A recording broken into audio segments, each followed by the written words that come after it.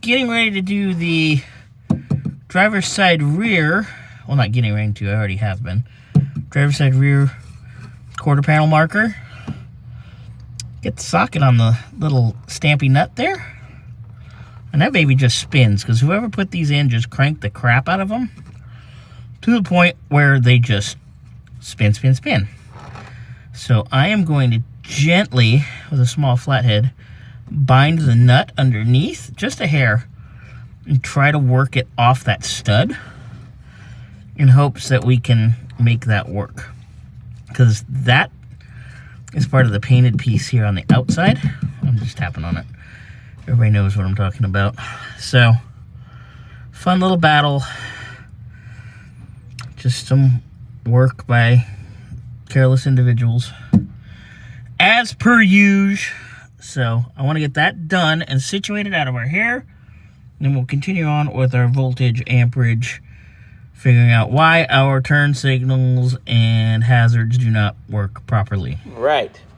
There's our old one. You can tell they never removed it when they repainted the car because it's got overspray all over it. Here's our new one. I did put our gasket on our new one. Here is our little trim piece.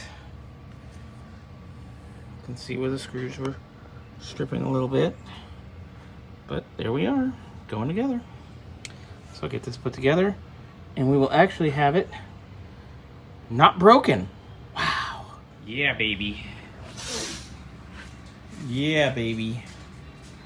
I know you want me, but I'm busy working. I got an asshole for a boss. Leave me alone. Oh, geez, Scotty. What? Anyway, our marker lights work.